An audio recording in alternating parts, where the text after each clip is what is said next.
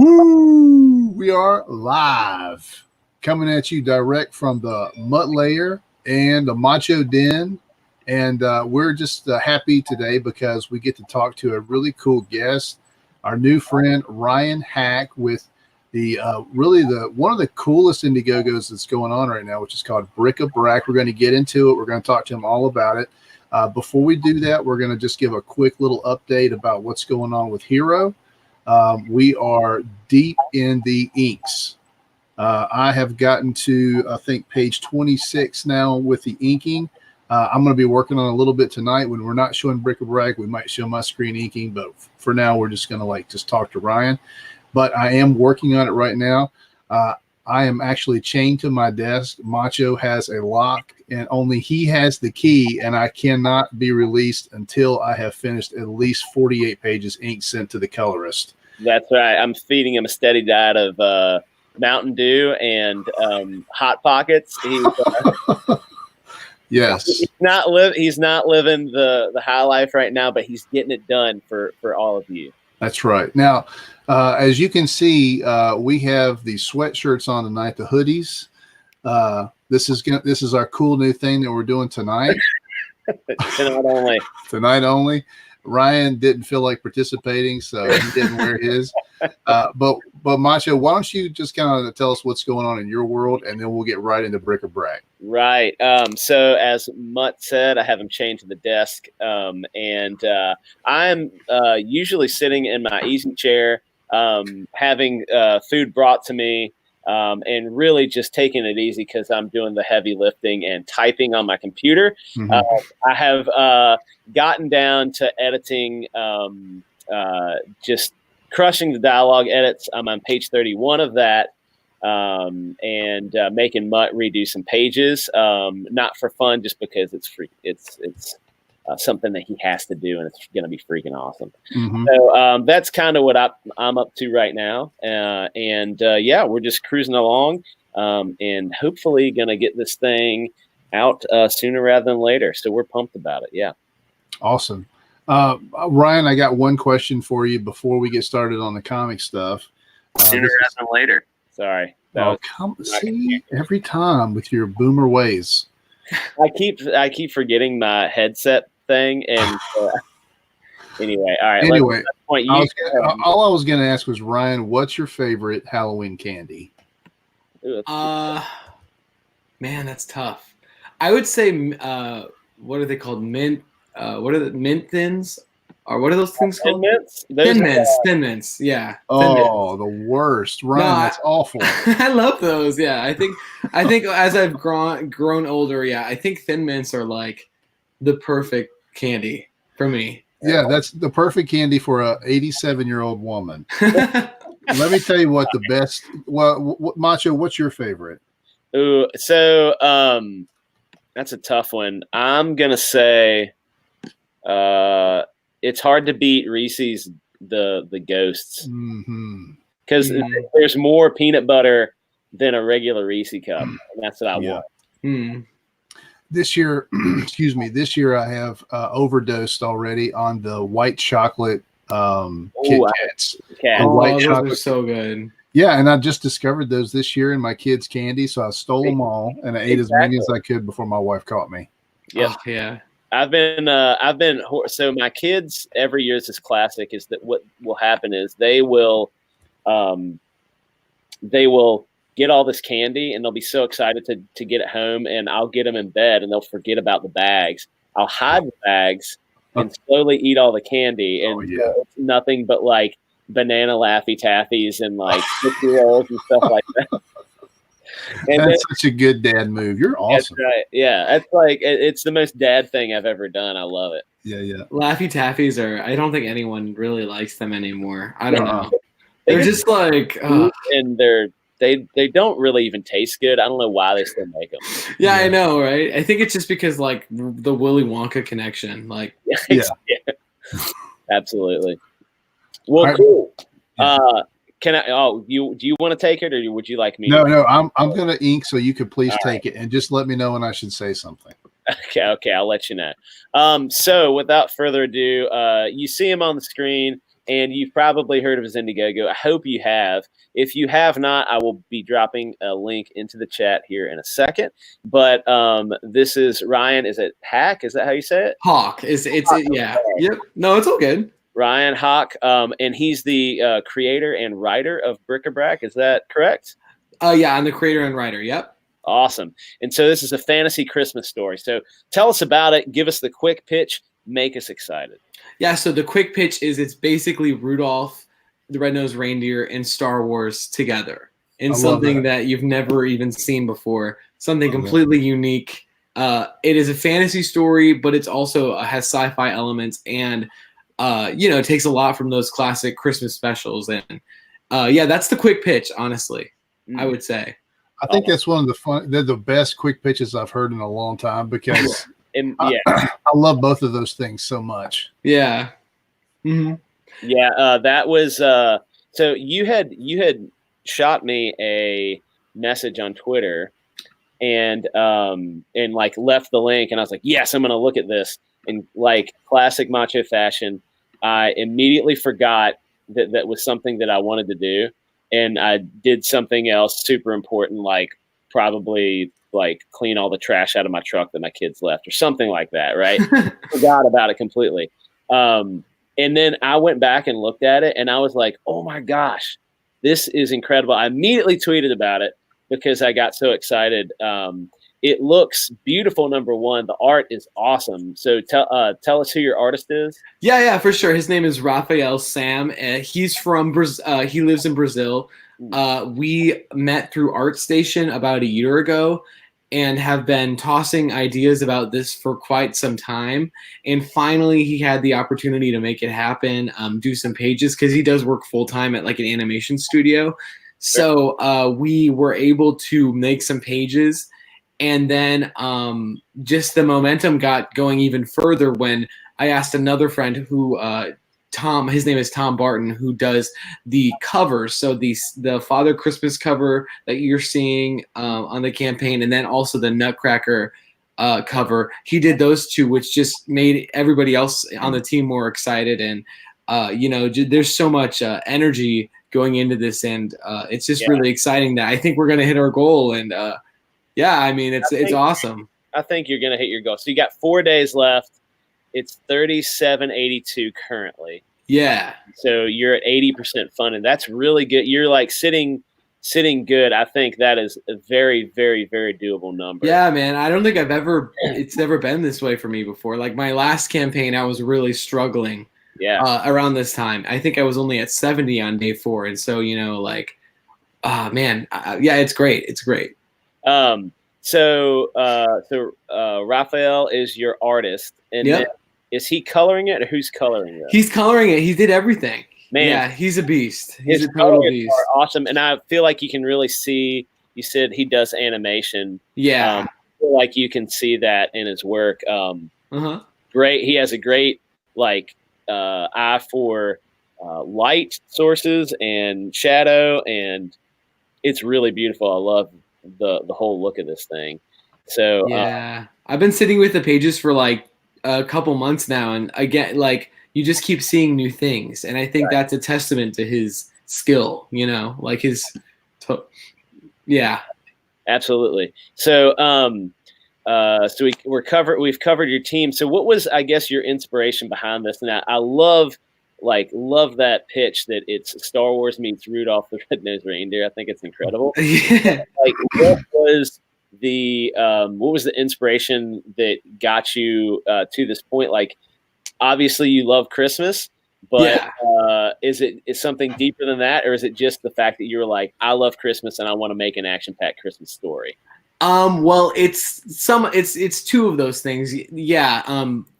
I would say that I was just last Christmas and the Christmas before just watching those Rankin and Bass, the puppet stuff, the Year Without a Santa Claus, and then, all that good stuff. And just realizing like I had such a love for it, and I would love to kind of change it, make it a little bit more contemporary, but also exciting and fresh and new, to take it into a direction, that kind of plot structure and those kind of characters. And take that into a new, completely new idea.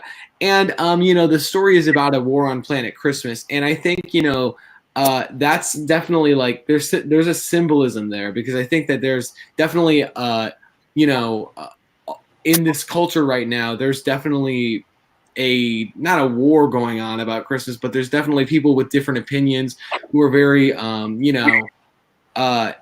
kind of adamant about like, well, we should celebrate Christmas, or you shouldn't like Santa Claus, or you shouldn't. There's all these people when you grow up are trying to tell you how to celebrate Christmas. Sure. And that's why our main character is a kid, because he's kind of this very pure. He has a pure vision of Christmas before him, but that's going to change as the story goes on, and it's definitely about that, like growing up, and like how Christmas evolves for all of us as we grow up, and maybe for the good or for the bad. I think ultimately that was a huge inspiration too, just me in life, seeing how, it changed for my friends. My friends who are my age are now super cynical about Christmas. Like, oh, it's just about gifts. And it's like, no, but it's not just about gifts. So it's all that. It's my life experience, all those Christmas specials. It's pretty much everything I've ever wanted to say about the holiday. That's awesome. I love it. Yeah, I'm yeah. a big Christmas fan. Oh, I mean, I'm a Christian, so I'm a Christmas fan. But also, I'm a Christmas fan because as a father, you get to kind of relive the stuff that you were so excited about when you were a kid through your kids. And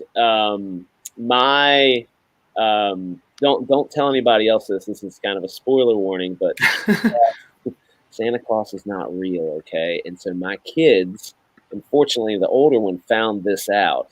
And it was the last year she kind of had a hard time with it. And we had to kind of go through this, like, this process of, like, getting her hyped back up on Christmas, not because it's a Santa Claus thing, but because it's this whole experience, right? This whole feeling and like just way of life for this portion of the year. So that's been kind of fun, but this makes me excited because this is something that I think would be so killer for her to read. So it's a beautiful book, I think. And I'm assuming, like, is this all ages? It is all ages. Yep. Cool. Awesome. All ages. Yeah. Perfect. Yeah. This is something I feel like should be like, instead of getting out what is the one with like Tiny Tim and the Christmas Carol? Christmas Carol. I'm not going to get Christmas Carol out. I want to get this out every yeah. every I year. would.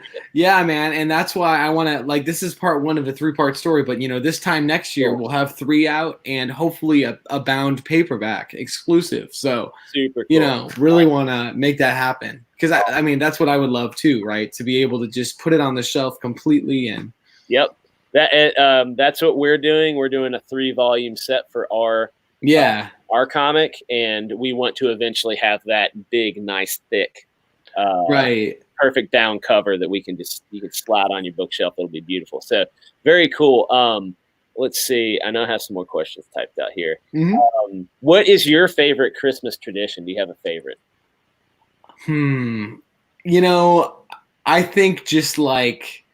I think putting up the tree has become one, because like you get to see all the ornaments, all the things from that have history. Obviously some trees just have generic ornaments, but there's some families that collect ornaments like mine from generations and generations. So it's just really a fascinating experience. And I think decorating is kind of a pain, but it's definitely fun. And I don't know.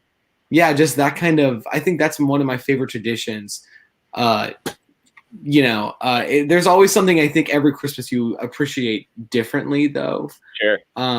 Yeah. Mutt, what's your favorite Christmas tradition? Well, I love what? Eating cookies. Well, I mean, yeah, that's definitely part of it, but that's not the only thing. No, I really get into it. I'm a crazy Christmas dad.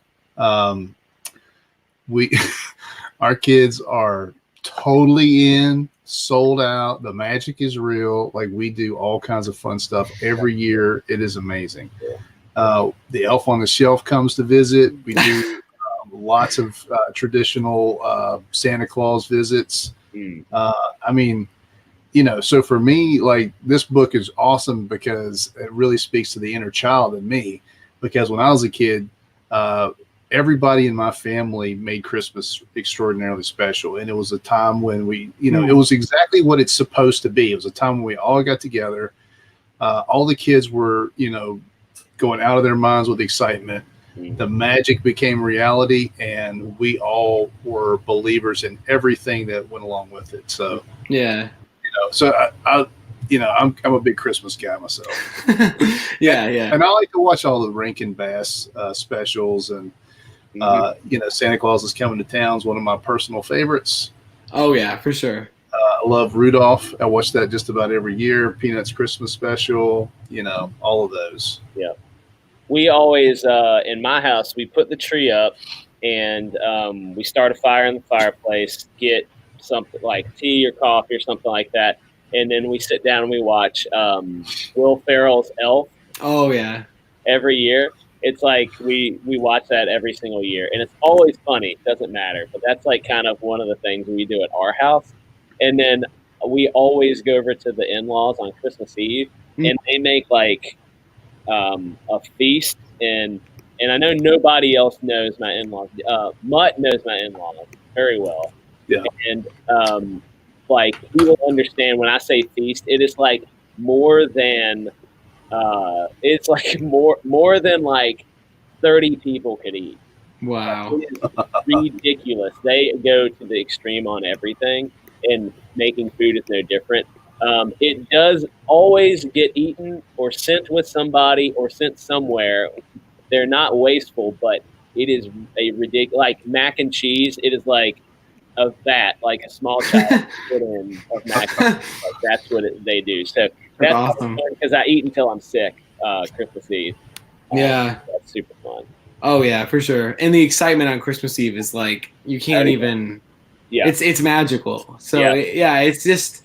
Yeah, I feel I resonate with all that for sure. It's just a magical time that I think we need to implement. Like this story is definitely deeply about the values of Christmas and how we could, what would life be like if we implemented it every day? Like, what would it look like? And I think that's a powerful thing because it can be sublime to some people. Obviously, it can be hard for some people who have lost family members, and you know, because it can be a difficult time. But what if we put that, you know, what if we actually put those values into our lives and just tried really hard to be the best we could be?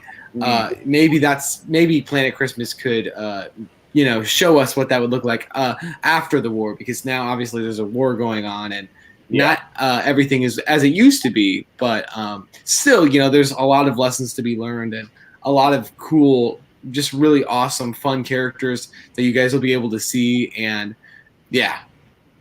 Can I ask a few questions, Macho? No, I'm doing this right now. I'm just playing. Of course you can. All right. I just want to know about this. I want to know a little bit more about the world. This is a planet.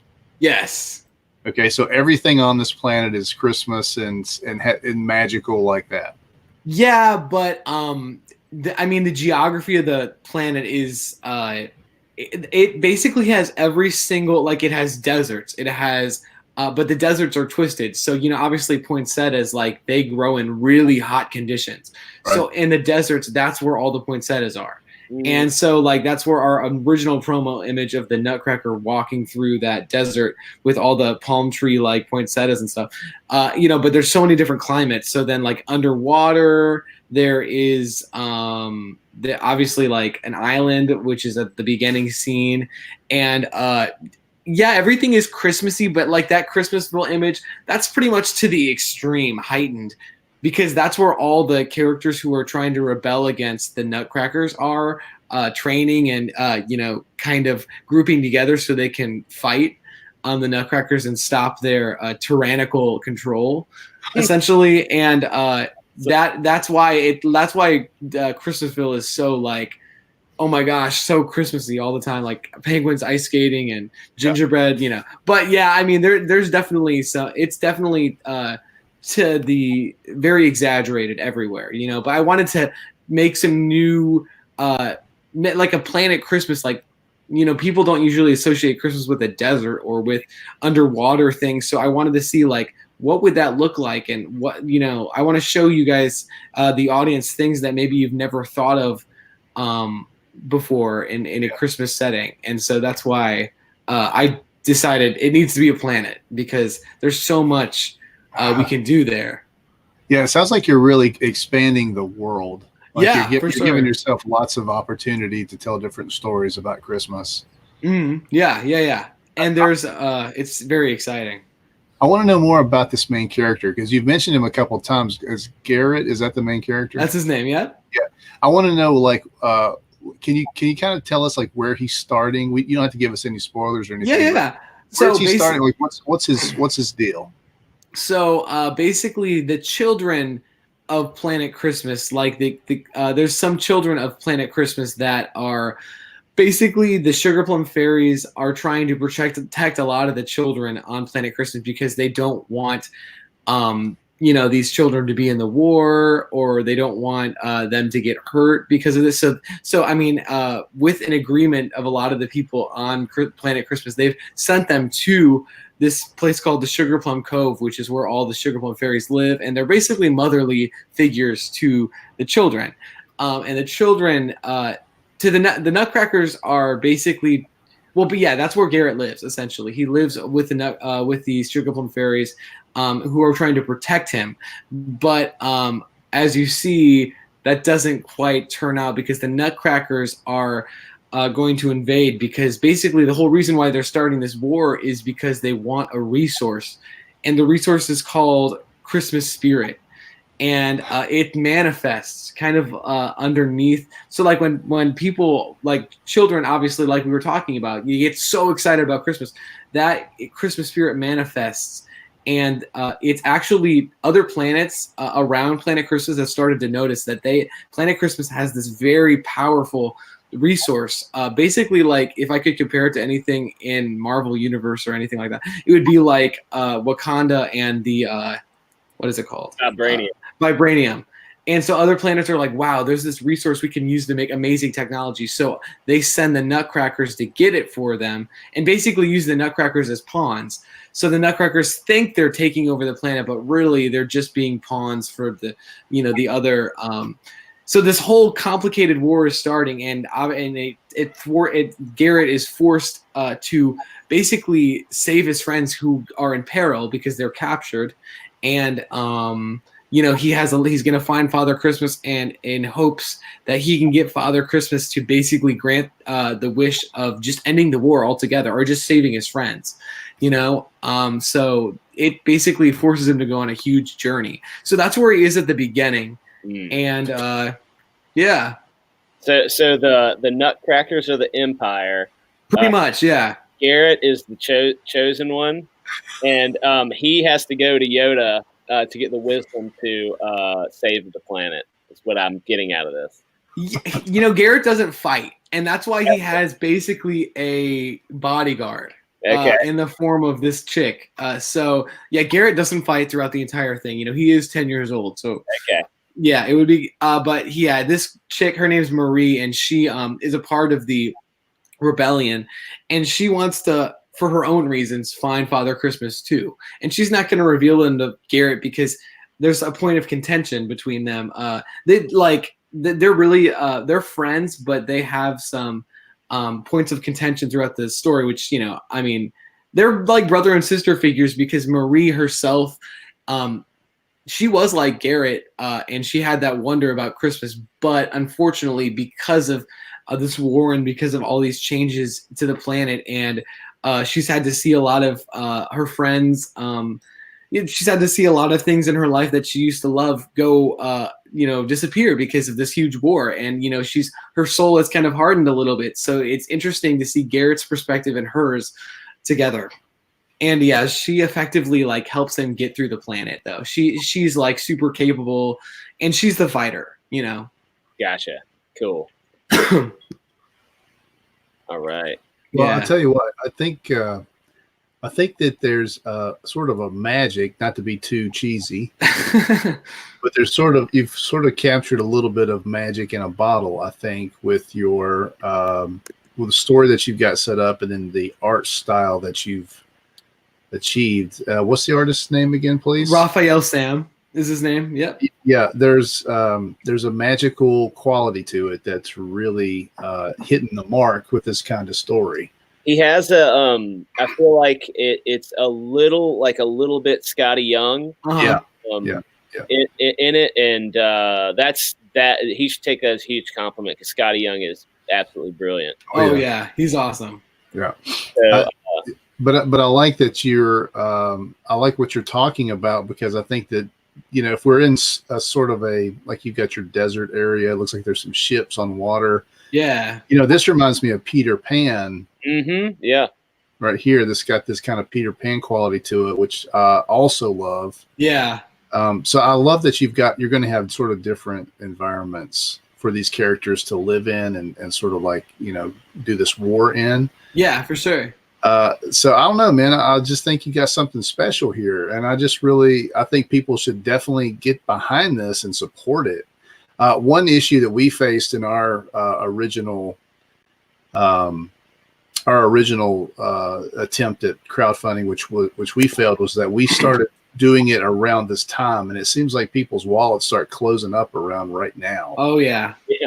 So you sort of almost have to get out there and put a little bit. You just got to go a little bit harder right now. So I'm glad that you were able to get on with us, and we're going to push out this video and make sure everybody sees it, that we can connect to it. I'll put it on all my social media too. Yeah, absolutely. Yeah. But it looks like you've been gaining steam though in the last couple of days. Oh yeah, for sure. I got on. I've been trying to get on shows just every single day of the campaign, literally. I mean, that's what it takes, and people don't know, like, who haven't campaigned, and you guys probably know now. It takes a pound of flesh for sure. It is hard, and this one especially was hard because we tried it over on Kickstarter, and we had to refund everyone. And stuff happened, and man, I just am fighting for this book, and it just shows, like, you have to fight really hard for what you believe, and I like this picture of you right here. Yeah. Yep. Do it for Ryan. Do it for this kid right here who loves Christmas so much. I know there's only 4 days left, but we might need to put him into our Team Delta chat. Definitely. Yeah, they would definitely push. I'm gonna add you to this chat, this DM group on Twitter, and they're gonna push hard for you because they're a great group of people. Thank you. Last 4 days, they'll push hard for you. I'll put you in there, introduce yourself, and then if you create a tweet, like a format, and drop it in there, they'll blast it everywhere. That would be amazing. Yeah, that's what I need. I need that dragon energy. Like, I'll do that very shortly. We'll get you going as much as we can. Yeah, man. And I might extend the campaign, but in order to get on in demand, I have to reach my goal. I think this first time. So it would be amazing if I'm only going to extend it for a little bit longer because I want to. There's some. I'm going to be able to get on some really cool shows like crowdfunding comics, and also, I just want to get some more people on it. Now, like you said, I just kind of blew up a little bit. I was on Mike S. Miller's show and got like $400-500 in a night. And I was like, great. Wow, So it's like, and crowdfunding comics, the Tooch and Nile are the greatest. Oh yeah, so awesome. So yeah. They'll treat you right, and they'll love this. They will love it immediately. Like Billy will get on that art, and he'll probably talk about it for 2 hours. But I was gonna say too, just your campaign page is really good. It looks good. Your video where you're kind of like introducing it is great. Yeah. All your tiers, you have everything labeled out. They're done very well. Like everything looks good. All the art is up front. I love it. So I think you're going to make this no problem. So how many days did you start with? Let me ask you that too. 30. You had 30 days. So you could extend it another 30 if you want. I know you're not going to do that, mini. Yeah, probably just 14, 13, Okay. you know, just like That'll be just to maybe to Thanksgiving or maybe a little bit before, you know. That's a good idea. I think you can totally hit it, no problem with that. Yeah. And even if we hit our goal, I'm gonna still go a little because you know I'd like to hit a stretch goal, man, because it's all about getting people value. And you know, it is a 30-page book, but I would like, and also if you look at the stretch goals, I'd like to expand it. I'd like to, you know, get really, really into the you know, the community aspect, because that's what crowdfunding is all about. And you know, when you're investing in this exclusive, like it's an exclusive like opportunity to back it and to make it happen. It's the first part of a 3-part story, you know. So it's just super cool to have that community effort, you know. Look at these tiers, man. I mean, he's got like some really good deals here. Yeah, the number one, the featured Create a Christmas Creature for $90 is pretty awesome. That is killer. You know who that has their name written all over it is Septinov 7 of 9. Oh snap! We got to get him on that. We should get him on that. $90. That's great. That's a great deal. But yeah, like even the $12, name in the book, digital PDF, physical copy too. Yeah, physical too. Look at that. It says arrives December 2019. Is that correct? No, PDF. January, yeah, PDF. You know, and also, you know, we've had some delays, but we're going to have a product by that time, at least. You know, it might not be complete, but we're going to get lettering on it. We're going to try to present it to you guys in the best way possible. But it might not be completed. In fact, I'm pretty sure it won't be by Christmas. No, because we've had some setbacks. And yeah, You'll have to talk to us about that. We know all about that. Yeah. I wanted to say, we have some people in the chat that are saying a couple things. Kenneth Brown, he is in the chat a lot with us, and he said, "Don't forget to make that Eldritch pact with the Elder God to help boost your campaign." And then Elrodimus Flash, fantastic artist and a good guy. He says, "What the dickens, a Christmas planet?" Welcome, Elrodimus. Thank you for joining. And then our boy, the fantastic and the evil Septinov 7 of 9 is in here with his hammer, and he says, "Stop spending my money."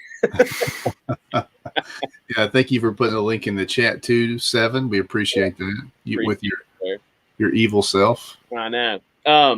So awesome. Well, we are about at the halfway point. So what that means is, I think we should take a break.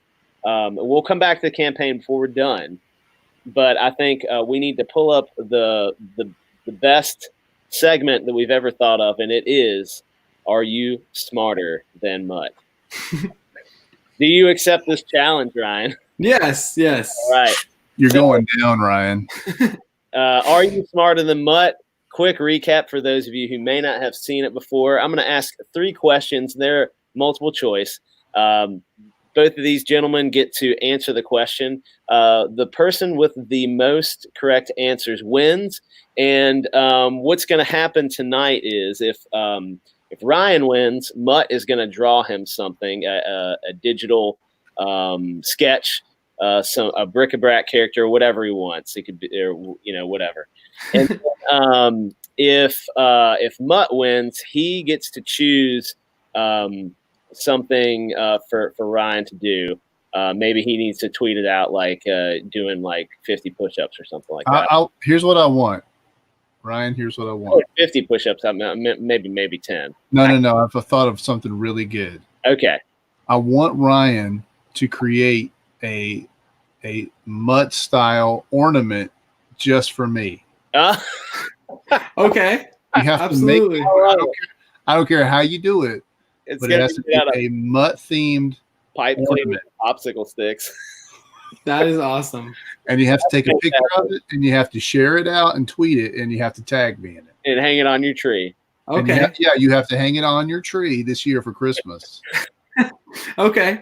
Do you accept the terms? I accept it. And, you know, the thing is, I'm making ornaments and all that and bookmarks immediately once the campaign ends. So, you know what? We'll be doing that soon. So. All right. Good. Let's Very do good. Wow, I love this. That's fantastic. There's some real stakes to this one. All right.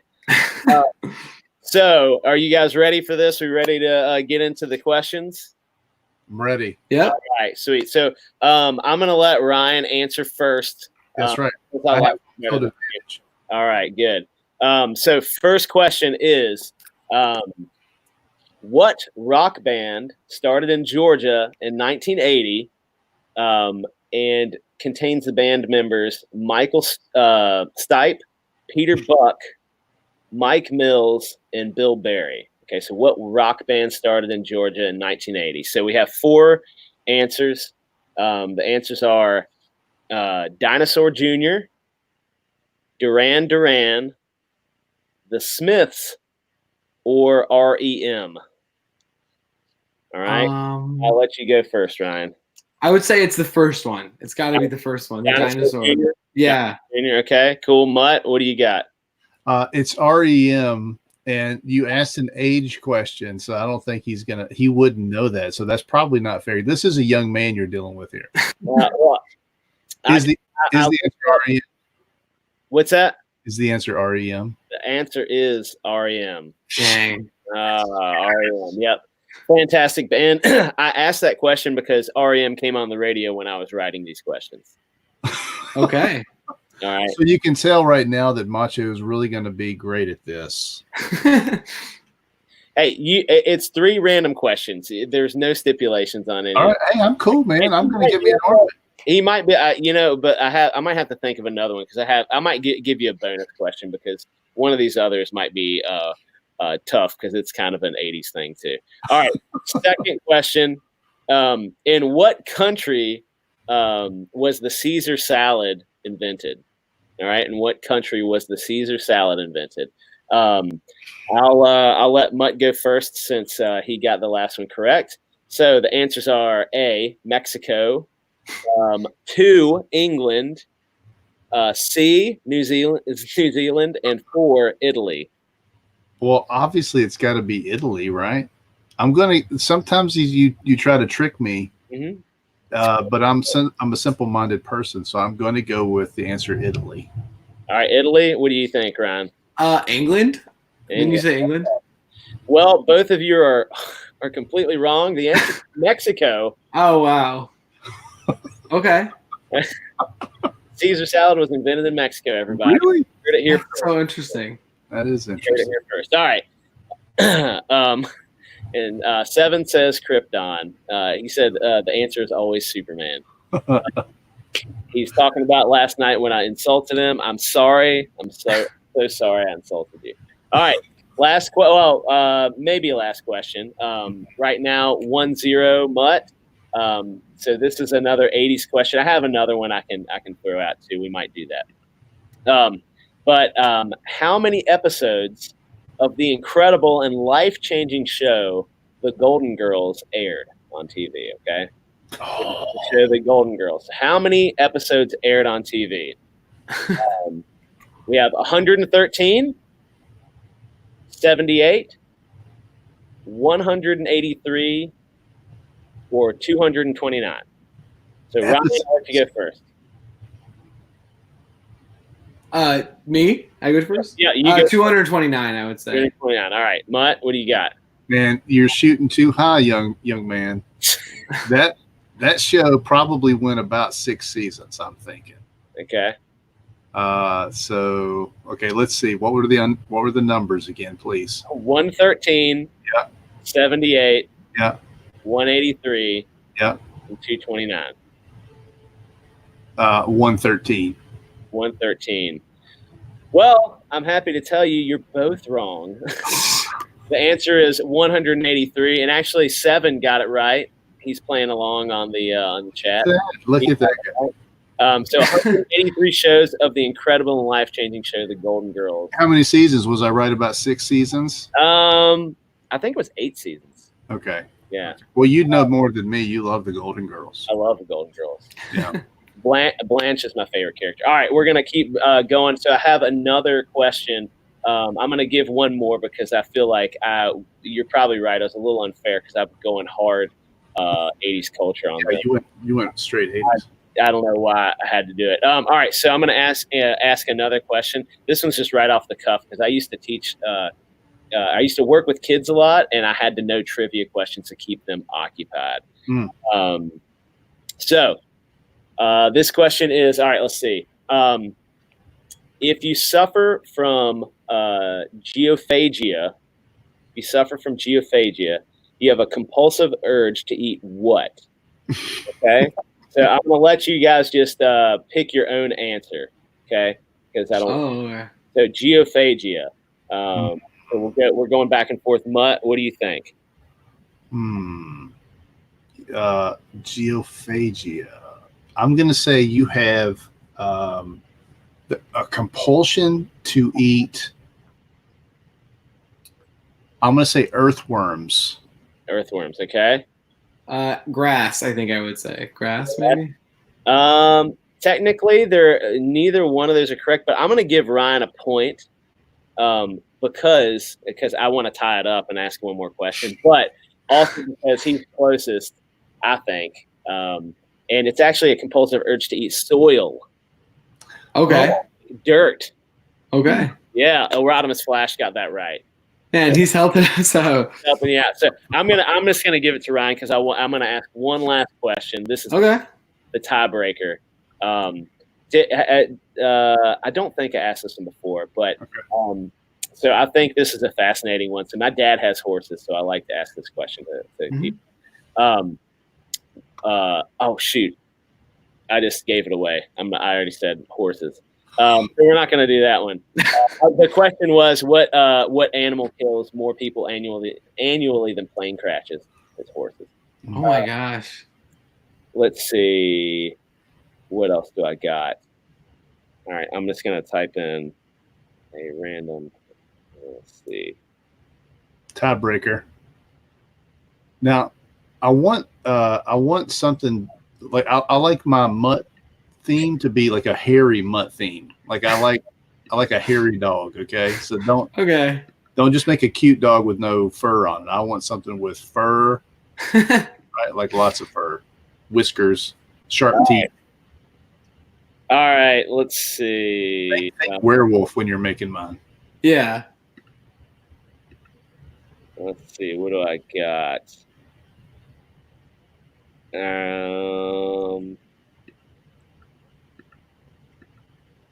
Okay. I don't know if that's a good one or not. Oh God. Here we go. All right. Here we go. I got one. I hope this one is okay. What is which pop album is the best selling of all time? What pop album? Oh, that's easy. Is the best selling of all time? Ryan, you go first. Thriller. Yeah, I think it's Thriller. Okay.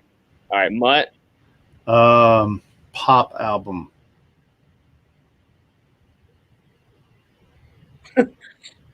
Some funny chat going on. I'm thinking it's Mariah Carey. No. Yeah, I'm thinking it's Mariah Carey, and I think it's going to be a Dream Lover, Mariah Carey. Okay. You're absolutely wrong. Ryan was correct. It's yes. Michael Jackson. Oh, no. I knew it was Michael Jackson. Hey, well done, Ryan. So look, because that was all over the place, I think you both should make each other something because that's what you do. The spirit of Christmas is giving a gift out of the goodness of your own heart. How about that? That sounds mushy, but okay. I will gladly do a cool BRIC-A-BRAC sketch, and I'll try to get that out soon so that you can maybe use it for promotion purposes. Yeah, man, and I'll probably ask you to email me your Twitter icon. Yeah. So that I can make it into an ornament. I think that might be. Yeah. I love it. Yes, we're coming together. We're celebrating the spirit of Christmas right now. Comics and whatever. So awesome. Well, thank you very much for playing, Ryan. Oh yeah, for sure. So we have a couple other questions. These are Mutt's favorite questions. Oh, I love these questions. We always ask this to every person that comes on the show. So I'll let Mutt take this segment away. Okay, we like to ask our guests these two questions because number one, This gets people talking about a story. There's always some story. Okay. Yeah. And if you really don't have a good answer, don't worry about it. Because some people, some people live charmed lives and other people have, rocky roads. So here's the question. The first question is, tell us what was the worst job you ever had? What's the worst job you ever had to do? The worst job I ever had. Well, I haven't had many, but I'm in college now, so I guess I could say that I had a pretty bad job as a dishwasher. It was rough. We would have to stay until everybody else got to leave except for the dishwasher. And then not only did we have to do that, we had to clean the entire area with a mop. And then we had to take out the garbage, and the garbage weighed probably like 50 pounds, and we had to take it all the way to this dumpster. And then not only that, we had to every once in a while they would collect all the grease from the oven, and then you'd have to take it out to this grease I don't even know, like grease container. It wasn't the garbage, because the hot grease would rip through the trash. So it was, and this was heavier too. It felt like it was like several pounds. So it was just what really. What restaurant was it? Can you tell? It was a pizza. A pizza. Yeah, it wasn't. It was like a yeah. It was a restaurant. Yeah, pretty much. And they just, man, it was rough. And the owners, they promoted me to this was horrible. So they promoted me to doing short order stuff. And then I guess I just wasn't good enough, and they said, "Yeah, you have to go back to doing dishes again." Because oh man, it's like, and then that's when I was like, I can't do this anymore. Yeah, that's embarrassing. That's embarrassing. When you get demoted to dishes again, like, oh my god, dude, that was the worst. Yeah, back to the pot sink. Yeah, exactly. Macho, exactly. I always like to tell this. Macho's never really worked a hard day in his life, so these are always good for him to hear. I appreciate you sharing that. I was also a dishwasher, Macho, just so you know, and it is a hard job. It's a hard job. I was a dishwasher too. What? So I worked at a local university in my it's an all girls university too. That was the best part.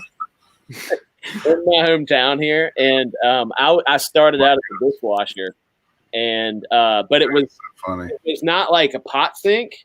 It was like this long. It was probably like 30 or 40 feet long, and at one end you had got this big tray, and you jam the plates in it.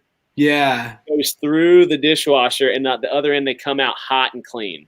Yeah. That's what I had too. So it wasn't that bad. It was well, at least your hands are gross because you're grabbing dirty plates and jamming them in these little fingers that are holding it. Yeah. Oh, it's a tough job. See, I did stuff. You got 1 point on your scorecard for hard work, but that's the only time you probably ever did hard work in your life. Well, I lasted a day. That's all I lasted. Yeah, I've had some bad jobs, but it's just because living in a small town, I guess there's not that many options. I used to live in a small town, so. Yeah.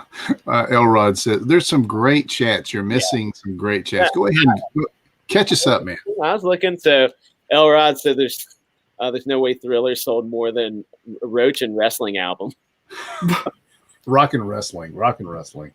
Macho isn't obligated to do anything for y'all. Hey, that's a good point. You should also be doing something for me. Well, not mine, but for me. I wrote this whole thing out, and it took me at least 7 to 8 minutes to write the thing out. I don't know what you're talking about. I think you should at least make things right with Sep, and you should go get that Superman outfit that he's asking for. I tweeted him last night. I emailed 3 people looking for a dang Superman costume. I've gotten reply from one that does not have a Superman costume. I'm still waiting on 2 replies of people that I believe could possibly have a Superman costume, so I can do this dang apology. If not, I'm going to do whatever I can. Well, I will do my best to make right. sure. I will shake all the bushes I can shake to make sure that I can find you an outfit. Thank you. I'm fine. It was like midnight last night, and I'm emailing people to add. They're probably like, "Why is Dan emailing me to see if I have a Superman costume at midnight?" Anyway, well, you should feel bad for offending our one of our best supporters, if not the best supporter. You should feel bad. I do. I feel bad. Also, we have Brian Christgau in the chat. I'm sorry, I cannot say that. And thank you for subscribing, Brian. Oh, and Brian has a fantastic comic out called Six Gun Gorilla. Gorilla, yeah, that's a great book. Beautiful book. It's it's such an interesting looking book too. It's like, so yeah, the art is kind of unlike anything I've ever seen. Yeah, it's awesome. Sepp says the coloring, yeah. Yeah, he says preach, Mutt. Thanks for chiming in there. But yeah, that book it's awesome. And Brian sent me a digital to look at, and it is awesome. It's fantastic. And he got funded. Real pumped for that guy. So congrats. And I forgot what we're talking about. Oh, Mutt, take it away back to your other question. Okay, so this is the second question we ask all of our guests, and it usually prompts some kind of a story. And even if you weren't personally involved directly, usually you've got some kind of story that you can tell. Okay, yeah. If not, it's fine. We're not trying to embarrass anybody. It's all in good fun. But here's the question. Were you ever in a fist fight or in a physical altercation? And if so, what happened?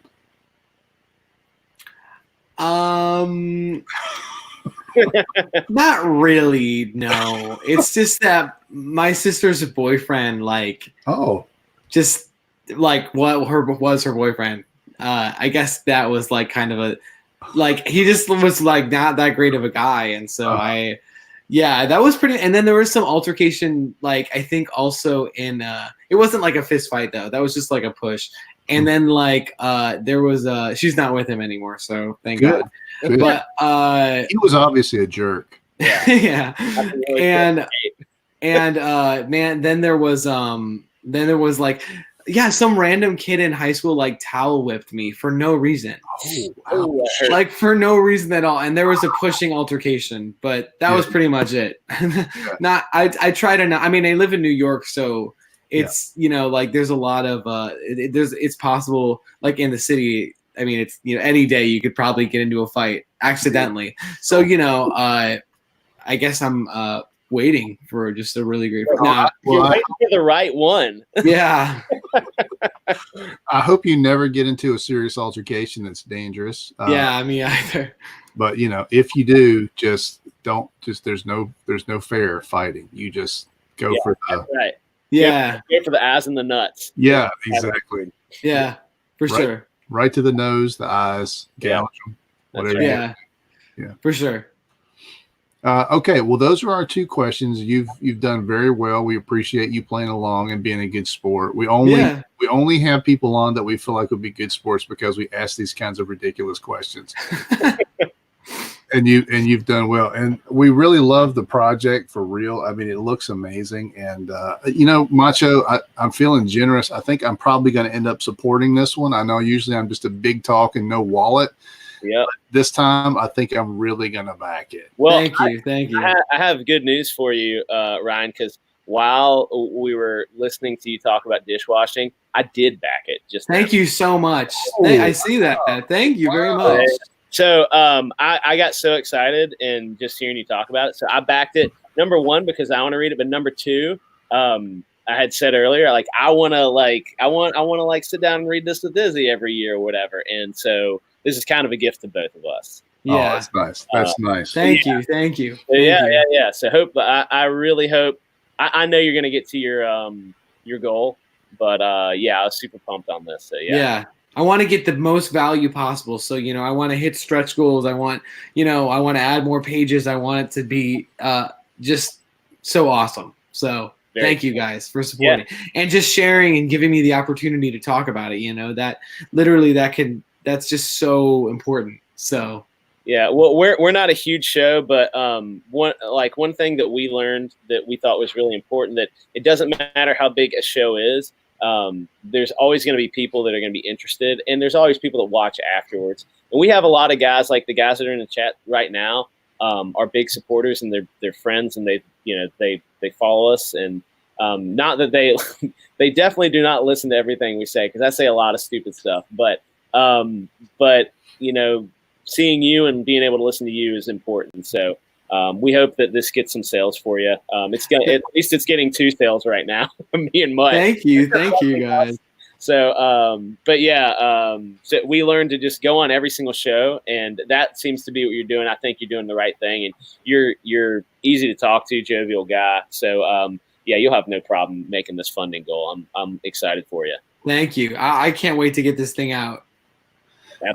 I would love it if one of our supporters, whoever's watching this, either right now or in the future, pick up one of these more expensive tiers, because I mean, look at some of these things that you get. I mean, they've got these things priced so good. The art is obviously going to be very good. There's plenty of examples here of how good it's going to be.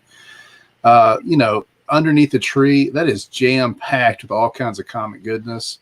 And then this Tchaikovsky's Revenge. I mean, look at this. This is a great thing. You get the sketch from Raphael Sam in there, and all the biggest rewards. All previous rewards and the sketch. That's crazy. That is jam packed, man. I mean, that's given the whole farm away right there for very little. Yeah. I like this. Create a Christmas creature. If I was in a better place, I would absolutely do that. It really is neat. Look at that. All previous rewards, and you get to design your own fantasy creature. And my creature would have some sweet shades on, and he would in a bandana and a beard, and it would be awesome. What do you got on there? What in the world? These bad boys. You like these? Where'd you get this? I got these at oh god, my dog's here. Look at that. I got these at work. Aw, big guy, huh? What are you doing? Oh God, King! It's a Christmas bear. Hey, watch. Come here. You put these on. Good boy. aw. Oh, Boy. look at that. Now, what would King say if he could talk right now? Come here. Look at this. Look at that monster dog. I know. Get out of here. You're so hot and hairy. Go on. Well, this is what I deal with when I hang out in the basement in the Macho Cave. He comes in at night and takes over. Look at that guy. I love King. He's so sweet. He's a good boy. Yeah. All right. Well, did you have any other questions that you wanted to ask our guest, Macho? Nope. Just trying to get this dog off me. Go. All right. Well, everyone, thank you so much for joining in. We really appreciate it. Go right now. Just don't even think about it any longer. We're in the season. Like, if you go to any store, there's Christmas stuff everywhere. This is the season for giving.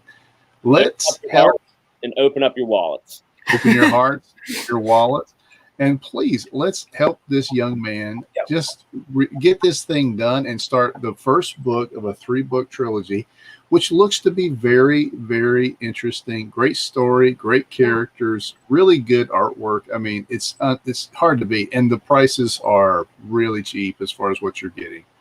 So let's help him out. Let's get this over the top, okay? Me and Macho are doing our parts. The rest of you guys need to do yours for the Christmas spirit. Thank you, guys. Thank you for everything. Yeah, this is so exciting. Yeah, well, happy to have you. It was great chatting with you. And you hang on. Mutt's going to finish us, send us home. And everybody out in the chat, Elrod, Seven, Brian, who else do we got in there? Kenneth, if you're still watching. And I think that's it. I think I covered everybody in there right now. Mm-hmm. Appreciate you guys. And thanks for tuning in and following along. Yeah, and please do like, subscribe if you have not subscribed. Please share this video. Me and Macho just put together fun shows. We're here to have a good time, and we're here to hang out with the chat and our guests. So, I mean, if you like this sort of thing, please come back for more. and tell your friends, and be good to each other. We love all you guys.